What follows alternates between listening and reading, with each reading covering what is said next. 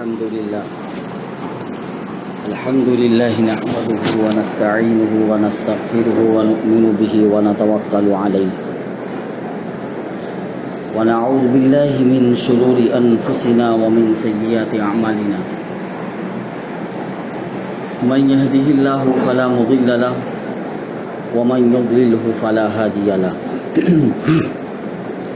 وأشهد أن لا إله إلا الله وحده لا شريك له وأشهد أن سيدنا ومولانا محمدا عبده ورسوله أما بعد فأعوذ بالله من الشيطان الرجيم بسم الله الرحمن الرحيم لن ينال الله لحومها ولا دماؤها ولكن يناله التقوى منكم قال النبي صلى الله عليه وسلم من وجد ساعة فلم يضحي فلا يقربن مصلانا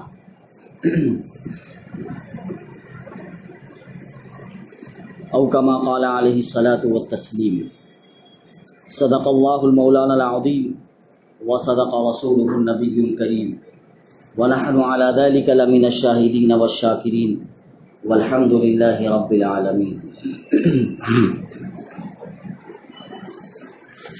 محترم بزرگوں اور عزیز ساتھیوں،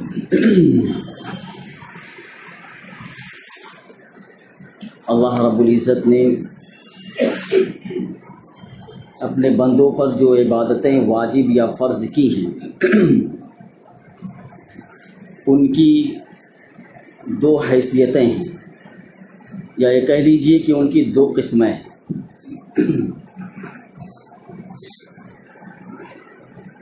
ایک عبادت وہ ہے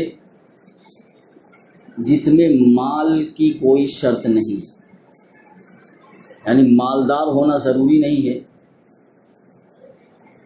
جیسے ایمان ہے، اس میں مال کی کوئی شرط نہیں ہے۔ ایمان جیسے امیر پر فرض ہے ویسے غریب پر بھی فرض ہے۔ دوسری عبادت نماز، نماز میں بھی مال کی کوئی شرط نہیں، جیسے امیر پر نماز فرض ہے ویسے غریب پر فرض ہے۔ تیسری عبادت روزہ ہے، اس میں بھی مال کی کوئی شرط نہیں، بلکہ روزہ تو نہ کرنے کا نام ہے، یعنی رکنے کا نام روزہ ہے، کھانے پینے سے رک جانا، بیوی کے پاس جانے سے رک جانا۔ تو روزہ چاہے امیر ہو چاہے غریب سب پر فرض ہے۔ ایک قسم عبادت کی یہ ہے کہ جس میں مال کی کوئی شرط نہیں، اور ایک قسم عبادت کی وہ ہے جس میں مال شرط ہے، یعنی مال کا ہونا ضروری ہے، اور اس کی بھی دو حیثیتیں ہیں۔ جس عبادت میں مال کا ہونا ضروری ہے اس میں بھی دو حیثیتیں ہیں۔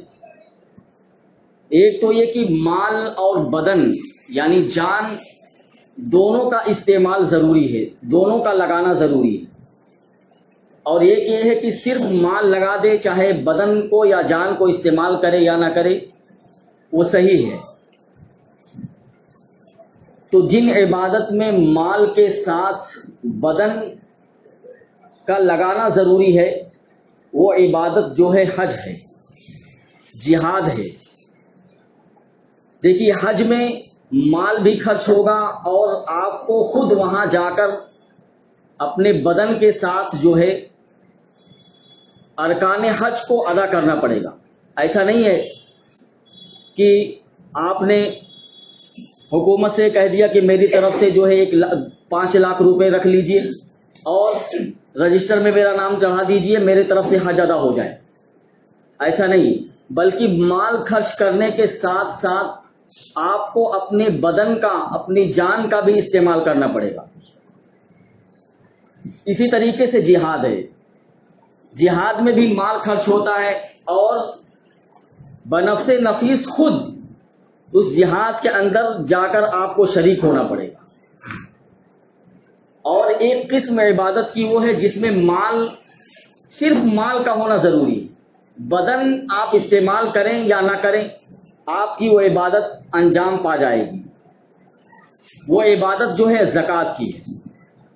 زکوٰۃ میں ضروری نہیں ہے کہ آپ خود اپنے مال کو دوسروں تک پہنچائیں، بلکہ آپ نے زکوٰۃ کی نیت سے اپنے مال سے وہ رقم الگ کر دی، آپ وہ کسی کے حوالے کر دیجئے کہ یہ رقم فلاں مستحق تک یا کسی مستحق تک آپ پہنچا دوں، تو آپ کی زکوٰۃ ادا ہو جائے گی. آپ چاہے اس رقم کو خود غریبوں میں تقسیم کریں یا کسی کو آپ وکیل بنا دیں یا کسی دوسرے کے سپرد کر دیں، اگر وہ رقم آپ کی مستحقین تک پہنچ گئی تو آپ کی وہ عبادت انجام پا جائے گی، یعنی زکوٰۃ کا فریضہ ادا ہو جائے گا. قربانی ایک ایسی عبادت ہے جس میں مال کا ہونا ضروری ہے، جیسے حج کے اندر مال کا ہونا ضروری ہے. قربانی ہر صاحب نصاب، جو بھی صاحب نصاب ہوگا، صاحب استطاعت ہوگا، اس پر قربانی بالکل واجب اور ضروری ہے. اب قربانی کن لوگوں پر واجب ہوگی، یعنی کون صاحب استطاعت ہے، کون صاحب نصاب ہے، یعنی کیسے پتہ چلے گا کہ قربانی فلاں شخص پر واجب ہو رہی. تو دیکھیے جس پر زکوٰۃ واجب ہے اس پر قربانی بھی واجب ہے. دوسری بات، زکوٰۃ میں مال پر سال کا گزرنا شرط ہے، لیکن قربانی کے اندر مال پر سال گزرنا شرط نہیں ہے. اگر وہ رقم آپ کی قربانی کے جو ایام ہیں ان ایام سے آدھا گھنٹہ پہلے بھی یا ایک دن پہلے بھی آپ کو رقم مل جا رہی ہے جس سے آپ صاحب نصاب بن جا رہے ہو، تو آپ کے اوپر قربانی واجب ہو جائے. وہ مال کہیں سے بھی آپ کو مل جائے، اس پر یہ نہیں ہوگا کہ اب یہ رقم مجھے ملی ہے تو اس پر سال گزرے گا، اس کے بعد دوسری قربانی جب آئے گی تب میں قربانی ادا کروں گا. نہیں، بلکہ جو مال آپ کو جس وقت ہاتھ میں آیا اس وقت آپ صاحب نصاب بن گئے، اور قربانی اگر قربانی کے ایام چل رہے ہیں تو آپ کے اوپر قربانی کرنا ضروری ہو گیا. دوسری بات، زکوٰۃ جو ہوتی ہے وہ پرسنٹ کے اعتبار سے ہوتی ہے، اور قربانی جو ہوتی ہے وہ پر ہیڈ کے اعتبار سے ہوتی ہے. قربانی کے اندر پرسنٹ نہیں چلتا ہے، زکوٰۃ میں تو پرسنٹ کا اعتبار ہوگا کہ دیکھیے کوئی جتنا بڑا مالدار ہوگا اسی کے اعتبار سے پرسنٹ کے اعتبار سے اس کی زکوٰۃ نکلے گی. کوئی لاکھوں کا مالک ہے یعنی لاکھ روپے میں اس کی 2500 روپے زکوٰۃ نکلے گی. 1000 روپے اس کے پاس ہیں 25 روپے زکوٰۃ نکلے گی، یعنی 40 روپے ہیں تو 1 روپیہ نکلے گی. پرسنٹ کے اعتبار سے زکوٰۃ نکلے گی، چاہے وہ کتنا بڑا مالدار کیوں نہ ہو. جتنا بڑا مالدار ہوگا اسی پرسنٹ کے اعتبار سے اس کی رقم سے جو ہے زکوٰۃ نکلتی رہے گی.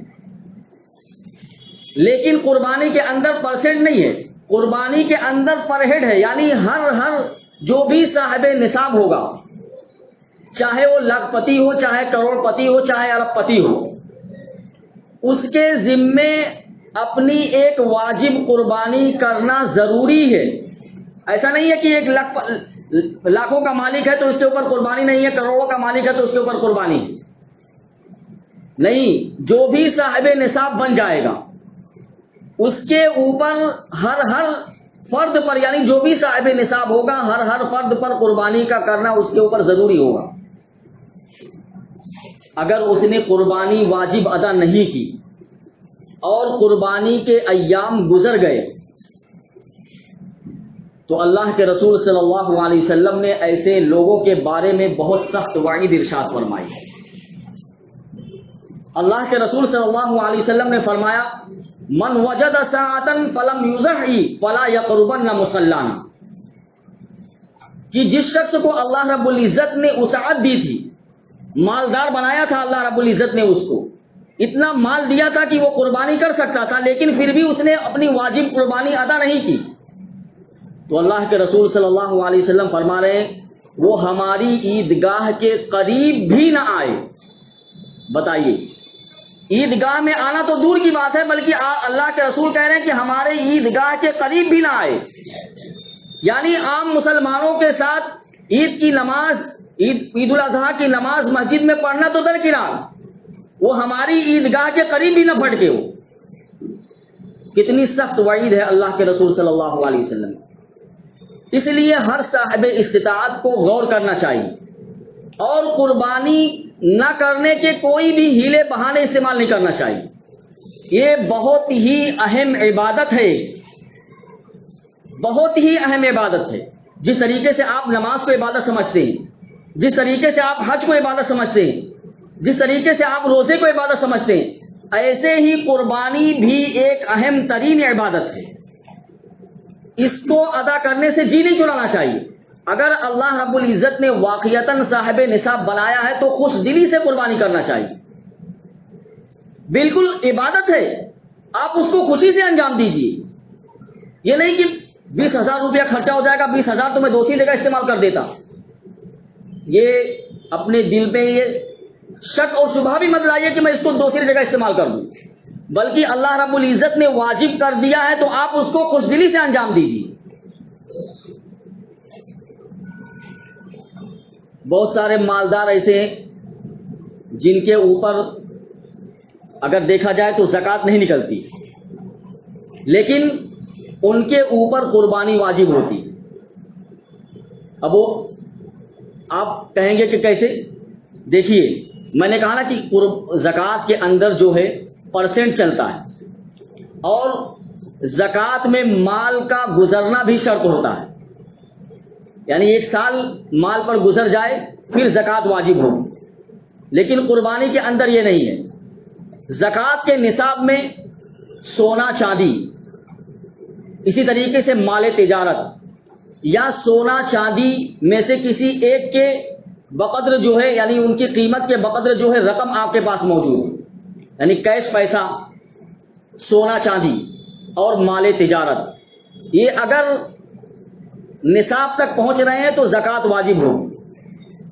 لیکن قربانی کے اندر اگر آپ کے پاس کیش پیسہ نہیں ہے، لیکن آپ دیکھ رہے ہیں کہ میرے گھر کا ساز و سامان اتنا ہے کہ اگر میں اس کو فروخت کر دوں تو وہ 52.5 تولہ چاندی کی قیمت کو پہنچ جائے گا، یعنی مثال کے طور پر 25,000 یا 22,000 تک وہ رقم پہنچ جائے گی، تو اب اس شخص کے ذمے جو ہے قربانی کرنا واجب ہو گیا، چاہے اس کے ہاتھ میں پیسہ ہو یا نہ ہو، لیکن اس کے اوپر قربانی واجب ہو گئی۔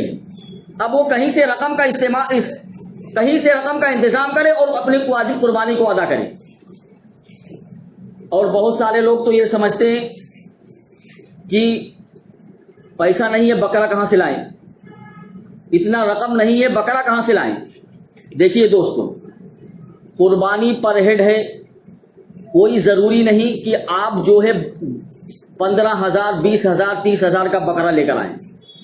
آپ کو اپنی واجب قربانی ادا کرنی ہے، آپ اس کو حصے میں بھی شریک ہو سکتے ہیں۔ آپ کہیں بھی حصہ لگ رہا ہو، 1,500 روپیہ 2,000 روپے 1,200 روپے، جتنے بھی رقم کہیں بھی حصے میں استعمال ہو رہی ہو، اور وہ معتبر، مطلب جہاں حصہ لگ رہا ہے آپ کو معلوم ہے کہ یہ معتبر ہے، وہاں آپ اپنے حصے کو لگا دیجیے، 1,500 روپے لگا دیجیے۔ آپ جیسے ہی 1,500 روپے اپنے نام سے نکالیں گے کہ میرے نام سے 1,500 روپے جو ہے میرے نام سے شرکت ہو جائے اس اجتماعی قربانی کے اندر، ویسے آپ کی واجب قربانی ادا ہوگی۔ کوئی ضروری نہیں ہے کہ آپ بکرا خرید کر لائیں، بلکہ اگر آپ کے ذمے واجب قربانی ہے تو آپ اجتماعی قربانی کے اندر بھی اپنے حصے کو لگا سکتے ہیں، شریک ہو سکتے ہیں اس میں۔ اس لیے اس میں بہت غور کرنے کی ضرورت ہے۔ بمبئی والے تو خاص طور سے کہتے ہیں ہمارے پاس اتنا پیسہ نہیں ہے تو آپ کے پاس، لیکن آپ کے اوپر قربانی واجب ہے۔ کوئی شریعت یہ نہیں کہہ رہی کہ آپ بکرا خرید کر لائیں، شریعت یہ کہہ رہی کہ آپ کے ذمے قربانی واجب ہے، آپ اس کو کسی بھی طریقے سے ادا کیجئے، چاہے آپ بکرا خرید کر لائیں، چاہے اجتماعی قربانی میں آپ شریک ہوں،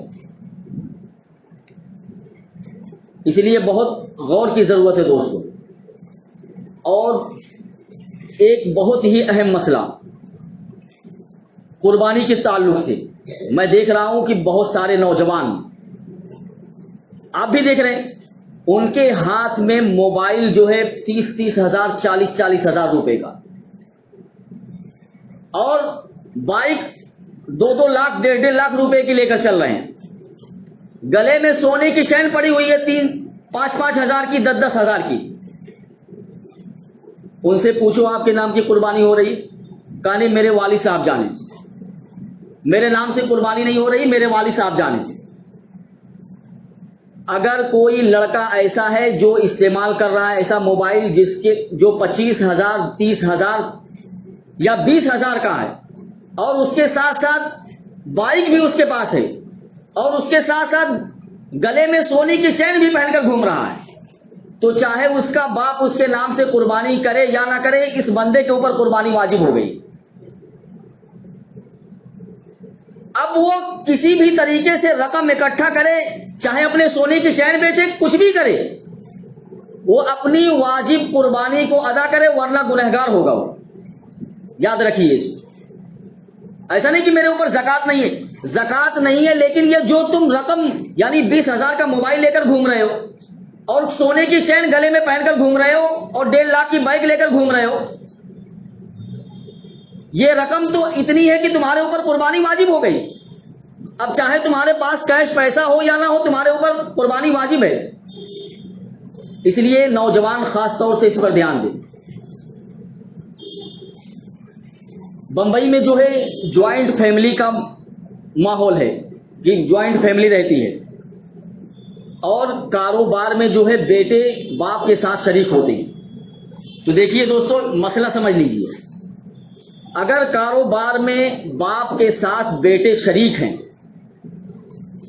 تو یہ دیکھا جائے گا کہ باپ سب کچھ کر رہا ہے یا بیٹے بھی کچھ کر رہے ہیں اس میں، یعنی بیٹے بھی الگ سے کچھ کر رہے ہیں یا نہیں، یا صرف باپ کا ساتھ دے رہے ہیں، اور باپ جو ہے ان کو صرف خرچ کے علاوہ ان کی تنخواہ وغیرہ بھی دے رہا ہے یا نہیں دے رہا ہے. تو اگر کسی باپ کے ساتھ اس کے بیٹے اس کی دکان میں یا کسی کاروبار میں شریک ہیں، اور سارا انتظام جو ہے باپ ہی کر رہا ہے، اور باپ جو ہے اپنے لڑکوں کو صرف اتنی رقم دے رہا ہے کہ اس سے ان کا جیب خرچ چل سکے، بس باقی جو بھی انتظام ہوتا ہے گھر کا باپ اپنی جیب سے خود کرتا ہے. یعنی بچوں کے پاس اتنی رقم نہیں ہوتی کہ وہ اس کو بینک میں جمع کرے، تو ایسے بچوں کے اوپر قربانی واجب نہیں. لیکن اگر وہ باپ کے ساتھ شریک ہیں، اور شریک ہونے کے ساتھ باپ ان کو اتنا خرچ دے رہا ہے کہ تمہارے موبائل کا خرچ 10 ہزار روپے مہینے کا ہے تو میں دے رہا ہوں، تمہارے بائک کے پیٹرول کا خرچ مہینے کا 5 ہزار روپے ہے تو میں دے رہا ہوں، یعنی اتنے سارے خرچ باپ برداشت کر رہا ہے. اور اگر کہیں ہوٹل میں جانا پڑ گیا اور 10 دوستوں کو لے کر اس ہوٹل کے اندر چلا گیا، ہر مہینے کے اندر جاتا ہے وہ، اور 10-5 ہزار روپے جو ہوٹل میں خرچ کر دیتا ہے، تو ایسے لڑکے کے اوپر بھی قربانی کرنا واجب اور ضروری ہے. وہ اپنی رقم کو بچا کر رکھے، جو بھی جیب خرچ باپ کو اس کو دے رہا ہے، جو بھی جیب خرچ باپ اس کو دے رہا ہے، اس خرچ کو بچا کر رکھے تاکہ اپنی واجب قربانی کو ادا کر سکے. اور اگر گھر کے اندر جوائنٹ فیملی کے اندر باپ بیٹوں کے علاوہ بھائی شریک ہیں، یعنی گھر کا ایک بڑا بھائی ہے اور اس کے ساتھ اس کے چھوٹے چھوٹے بھائی یا بڑے بھائی، یعنی مثال کے طور پر 4 بھائی لوگ شریک ہیں کاروبار میں، لیکن اس گھر کا خرچ جو ہے ایک بھائی ہے، بڑا بھائی یا چھوٹا بھائی جو ہے اس خرچ کے گھر کے خرچ کو چلاتا ہے، اور باقی ضرورتیں جو ہے بھائیوں کی وہ پوری کر رہا ہے. تو اب یہاں مسئلہ دوسرا ہو جائے گا. دیکھیے، جو بھی بھائی لوگ اپنے بھائیوں کے ساتھ کاروبار میں شریک ہوتے ہیں، گویا ان کی حیثیت جو ہوتی ہے وہ پارٹنر کی ہوتی ہے، کیونکہ اگر کوئی مسئلہ ہو جائے تو پھر یعنی بٹوارے کا ہی مسئلہ ہو جائے تو دوسرا بھائی کھڑا ہو جائے گا کہ میری اس میں بھی محنت لگی ہو، میں بھی لینے کے لیے تیار ہوں، یعنی میں تم کو اکیلے نہیں لینے دوں گا اس کو، اس میں میرا بھی مال لگا ہوا ہے، میری بھی جان لگی ہوئی ہے، میری بھی محنت لگی ہوئی ہے، میں ایسے کیسے تم کو لینے دوں گا اس کو؟ تو گویا اس کی حیثیت جو پارٹنر کی ہے. اب ایسا نہیں ہوگا کہ بڑے بھائی نے قربانی کر دی تو 3 بھائیوں کے نام سے بھی قربانی ادا ہو جائے گی، ایسا نہیں ہوگا، بلکہ یہ پارٹنر ہے اس دکان میں یا اس کاروبار میں. اب اس کاروبار میں جتنا مال ہے یا جتنی رقم ہے یا جو بھی تجارت ہے، اب اس کو جو ہے 4 حصوں میں آپ تقسیم کر دیں گے. جیسے بٹوارا ہوتا ہے، بٹوارے میں اگر تقسیم کریں تو ایک بھائی کے حصے میں کتنا رقم آئے گی یا ایک بھائی کے حصے میں کتنا مال آئے گا. اگر ڈیوائیڈ کرنے کے بعد، تقسیم کرنے کے بعد، مثال کے طور پر 1 لاکھ روپے ہر بھائی کے پاس آ گیا، ابھی تقسیم نہیں کرنا لیکن صرف فرض کرنا ہے کہ میں تقسیم کر دوں اگر اس کو تو کیا ہوگا. تو اگر ایک بھائی کو 1 لاکھ روپیہ 2 لاکھ روپیہ مل رہا ہے تو ہر بھائی کے ذمہ قربانی کرنا واجب ہے. ایسا نہیں کہ بڑا بھائی قربانی کر لے گا باقی تینوں بھائی ان کے ذمے سے بھی ادا ہوگا، ایسا نہیں ہوگا، بلکہ ان 4 بھائیوں کے نام سے قربانی کرنا بالکل ضروری ہوگا. یہ مسئلہ بہت اہم ہے، اس کو سمجھنے کی ضرورت. اور ایک بات قربانی کے تعلق سے دیکھیے، قربانی کا جو جانور ہے آپ اس کو خرید کر لائیں تو آپ اس کی نمائش ہرگز نہ کریں. ہمارے مسلمان جو ہے نمائش کرنے میں بہت آگے.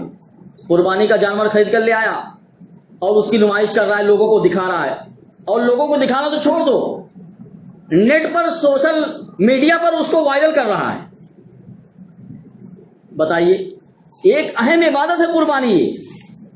آپ اس قربانی کو اللہ کی خوشنودی حاصل کرنے کے لیے کر رہے ہیں. آپ اس میں ریا اور دکھاوا اور ریاکاری کر رہے ہیں. بھائی، جس قربانی کو آپ نے اللہ کی رضا کے لیے کیا ہے تو آپ اس میں دکھلاوا کیوں کر رہے ہیں، ریاکاری کیوں کر رہے ہیں؟ دوستو، اللہ کے رسول صلی اللہ علیہ وسلم نے فرمایا کہ یہ قربانی کا جو جانور ہے، یہ قربانی کا جانور کل قیامت کے دن پلسرات پر، وہ پلسرات جو تلوار سے بھی زیادہ تیز ہے اور بال سے بھی زیادہ باریک ہے، اس پلسرات پر جو جہنم کے اوپر رکھا جائے گا، کھڑا کیا جائے گا، اس کے اوپر سے اللہ کے رسول نے کہا کہ جو بھی قربانی کرنے والا ہوگا، ہر قربانی کرنے والا اس کا جو جانور ہوگا یا جس میں وہ شریک ہوگا، وہ جانور اس کو پلسرات کے راستے سے گزار دے گا. اب وہ کیسی کیفیت ہوگی، جانور کی شکل کیسی ہوگی گزارنے کی، وہ اللہ کو معلوم ہے. بس اللہ کے رسول نے ہمیں خبر دے دی ہے کہ ایسی اس شکل میں جانور جو ہے اپنے قربانی کرنے والے کو پلسرات میں سے گزار دے گا، تو ہمیں اس پر یقین کرنا اور ایمان لانا ہے بس. اور یہ اپنے دماغ کو، دنیاوی دماغ کو استعمال نہیں کرنا ہے کہ یار تلوار سے زیادہ تیز ہے، بال سے زیادہ باریک ہے، اتنا موٹا بکرا اس پہ کیسے چلے گا، یا 4 پیر والا جانور کیسے چلے گا. یہ اپنے دماغ کو مت استعمال کیجیے. بہت سارے لوگوں نے استعمال کیا، اتنا باریک ہے تو کیسے چلے گا. وہ اپنے دماغ، دنیاوی دماغ کو اپنے پاس رکھیے، کیا کیفیت ہوگی وہ اللہ کو معلوم ہے. بس اللہ کے رسول نے خبر دے دی ہے، آپ کو اس پر ایمان لانا اور یقین کرنا ہے بس. اور اللہ کے رسول نے کہا کہ قربانی کرنے والا، قربانی کا جو جانور ہوتا ہے، قربانی کے جانور کے جسم پر جتنے بال ہیں اتنا ثواب اس قربانی کرنے والے کو ملتا ہے. اب بتائیے، اتنا بڑا ثواب ہے تو اگر ہم نے اس میں ریاکاری کر دی یا دکھلاوا کر دیا تو وہ جانور ہم کو پلسرات پر پار کرے گا. وہ جانور کے جسم پر جتنے بال ہیں اتنے ثواب ہم کو ملیں گے. کیوں؟ کیونکہ ہم نے اس عمل میں ریاکاری اور دکھلاوا کر دیا. اس لیے دوستو، قربانی کے جانور میں آپ کو ریاکاری نہیں کرنا ہے. بھائی، آپ قربانی کس لیے کر رہے ہیں؟ میں قربانی اس لیے کر رہا ہوں کہ تاکہ اللہ راضی ہو جائے. اللہ کی خوشنودی حاصل کرنے کے لیے میں قربانی کر رہا ہوں، اور مجھے اللہ کی رضا مقصود ہے، لوگوں کو دکھلانا مقصود نہیں ہے. میں جس کے لیے قربانی کر رہا ہوں وہ اس جانور کو دیکھ رہا ہے کہ میں کتنی قیمت میں اس کو خرید کر لایا ہوں. بھائی اللہ کو معلوم ہے نا آپ نے کتنی قیمت میں خریدا ہے. لوگوں کو بتانا کیا ضروری ہے؟ جس کے لیے آپ قربانی نہیں کر رہے ہیں اس کو بتانا کیا ضروری ہے کہ میں نے 2 لاکھ کا جانور خریدا ہے. جس کے لیے آپ قربانی کر رہے ہیں اس کو تو آپ کے دل کا حال معلوم ہے, اس کو تو پتا ہے کہ آپ نے کتنے میں جانور خریدا ہے. جب اس کو پتا ہے تو جس کے لیے آپ قربانی نہیں کر رہے ہیں اس کو بتانے کی کیا ضرورت ہے؟ اور جس کے لیے کر رہے ہیں اس کو تو پہلے سے پتا ہے. اس لیے قربانی کے جانور میں دکھلاوا بالکل نہیں ہونا چاہیے, بالکل نہیں. اور جب بھی آپ یعنی یہ عمل جو ایسا اتنا اہم عمل ہے کہ جتنے بھی قربانی کے عمل ہیں اس عمل میں ہر موقع پر آپ کو اپنی نیت کو ٹٹولنا ہے. آپ جانور خریدنے جا رہے ہیں, آپ جانور خریدتے وقت دل میں نیت کیجئے کہ میں اللہ کی رضا کے لیے جانور قربان کروں گا. یہ خرید کر قربانی ہو رہی ہے, آپ دل میں نیت کیجئے کہ میں اللہ کو راضی کرنے کے لیے, اللہ کے حکم کو پورا کرنے کے لیے قربانی کر رہا ہوں. یعنی ہر عمل میں قربانی کا جو عمل ہے ہر عمل میں جانور کو آپ چارہ کھلا رہے ہیں, جانور کو آپ رسی سے لے کر گھما رہے ہیں تھوڑا. اب جو بھی عمل آپ کریں گے ہر عمل میں اپنی نیت پر دھیان رکھنا, اور آپ کی نیت خالص یہی ہونی چاہیے کہ میں سارا عمل اس لیے کر رہا ہوں تاکہ اللہ مجھ سے راضی ہو جائے اور اللہ کے حکم کو پورا کرنے کے لیے میں کر رہا ہوں. اس لیے قربانی کے عمل میں ریا اور دکھلاوا نہیں ہونا چاہیے. اور ایک بات لوگوں کی طرف سے مسلمانوں کے ذہن میں, خاص طور سے جو پڑھے لکھے نہیں ہوتے ان کے ذہن میں یہ بات ڈالی جاتی ہے. جب بھی قربانی کا موسم آتا ہے بے پڑھے لکھے لوگوں کے دل میں یہ بات ڈال دی جاتی ہے کہ دیکھیے گھر کے ہر فرد کی طرف سے قربانی کرنا ضروری نہیں ہے, بلکہ کوئی بھی ایک بڑا گھر کا قربانی کر دے تو سب کی طرف سے ادا ہو جائے گی. اور اس میں جو ہے وہ آپ کے سامنے حدیث بھی پیش کر دیں گے کہ دیکھیے اللہ کے رسول کی حدیث ہے, اللہ کے رسول صلی اللہ علیہ وسلم کے زمانے میں ایسا ہوتا تھا کہ گھر کا ایک فرد قربانی کر دیتا تھا اور باقی سارے لوگ اس کا گوشت کھاتے تھے. دوستو ایسی بات نہیں ہے. میں نے کہا جو بھی صاحب نصاب ہوگا ہر فرد پر قربانی کرنا واجب ہوگا, چاہے وہ بکرا خرید کر لائے چاہے وہ قربانی میں حصہ ڈالے بس. لیکن ایسا نہیں ہوگا کہ گھر کا ایک فرد بڑا آدمی قربانی کر لے اور گھر کے ساروں کی طرف سے وہ قربانی ادا ہو جائے, ایسا نہیں ہوگا. دیکھیے اللہ رب العزت نے قرآن کریم میں فرمایا انا اعطیناک الکوثر فصل لربک وانحر. اللہ رب العزت نے یہاں کہا کہ آپ اپنے رب کے لیے نماز پڑھیے اور قربانی کیجیے. دونوں کا حکم دیا اللہ رب العزت نے. اپنے رب کے لیے فصل لربک, اپنے رب کے لیے نماز پڑھیے, وانحر اور اپنے رب کے لیے قربانی کیجیے. اب بتائیے اللہ رب العزت نے اس میں 2 چیزوں کا حکم دیا, نماز کا اور قربانی کا. تو کیا کوئی بھی سمجھدار آدمی یہ کہتا ہے کہ گھر کا ایک آدمی اگر نماز پڑھ لے جو بڑا ہے گھر کے دوسرے لوگوں کی طرف سے بھی ادا ہو جائے گا؟ ایسا کوئی ہے آپ کے گھر میں؟ یا کوئی بھی عقل مند ایسا کہتا ہے کہ بھائی ہمارے گھر کے بڑے نے نماز پڑھ لیا 5 وقت کی ہمارے ذمے سے ساقط ہو گئی؟ ایسا نہیں ہے, بلکہ ہر فرد پر جو بھی بالغ ہوگا مسلمان ہوگا اس کے اوپر نماز پڑھنا فرض ہوگا. ایسے ہی قربانی کا جو حکم اللہ رب العزت نے دیا ہے یہ جو بھی صاحب نصاب ہوگا ہر صاحب نصاب پر الگ الگ قربانی کرنا ضروری ہوگا. گھر کے ایک فرد کی طرف سے ادا کرنے سے پورے گھر کی طرف سے قربانی ادا نہیں ہوگی, یاد رکھیے. اس لیے دوستو قربانی میں اس بات کا خاص طور سے خیال رکھیں, اگر کوئی آپ کو گمراہ کرنے کی کوشش کر رہا ہے تو آپ اگر اس کے گمراہی میں یعنی اس کے بدلانے میں آ گئے تو آپ نے اگر قربانی ادا نہیں کی تو آپ گنہگار ہو جائیں گے. یہ شریعت میں یہ نہیں چلے گا کہ فلاں نے بتایا تھا. شریعت یہ کہے گی تمہارے اوپر قربانی واجب تھی, تم اس کی تحقیق کیوں نہیں کی کہ تمہارے اوپر قربانی واجب ہے یا نہیں ہے؟ تمہارے اوپر قربانی واجب تھی, تم کو قربانی ادا کرنا چاہیے تھا, قربانی نہ ادا کرنے کی وجہ سے تم کو یہ گناہ دیا جا رہا ہے. اس لیے قربانی اگر گھر کا کوئی فرد ہے اور وہ صاحب نصاب ہے تو اس کے اوپر بھی واجب ہے، اور دیگر افراد جو بھی صاحب نصاب ہیں، عورت پر بھی قربانی، عام طور سے عورتوں پر تو قربانی واجب ہوتی ہے. کیوں؟ کیونکہ ہر عورت کے پاس سونا اور چاندی ضرور ہوتا ہے. آپ گھر کی عورتوں کو دیکھ لیجیے، مرد کے پاس کیش پیسہ نہیں ہو سکتا، لیکن گھر کی عورتوں کے پاس سونا چاندی ضرور ہوتا ہے. اس لیے عورتوں پر بھی قربانی کرنا واجب ہے. اپنے گھر کی عورتوں کو دیکھ لیجیے کہ کتنا سونا چاندی ان کے پاس ہے، چاہے ان کے پاس کیش پیسہ ہو یا نہ ہو، لیکن سونا چاندی تو ضرور زیورات کی شکل میں موجود ہے ان کے پاس. اس لیے گھر کی عورتوں پر بھی اگر سونا اور چاندی ان کے پاس موجود ہے تو ان کے اوپر بھی قربانی کرنا واجب ہے، چاہے وہ حصہ لے، چاہے وہ بکرا خرید کر لائے، یا کسی بھی طریقے سے وہ اپنی قربانی کو ادا کرے. اللہ رب العزت عمل کرنے کی توفیق عطا فرمائے.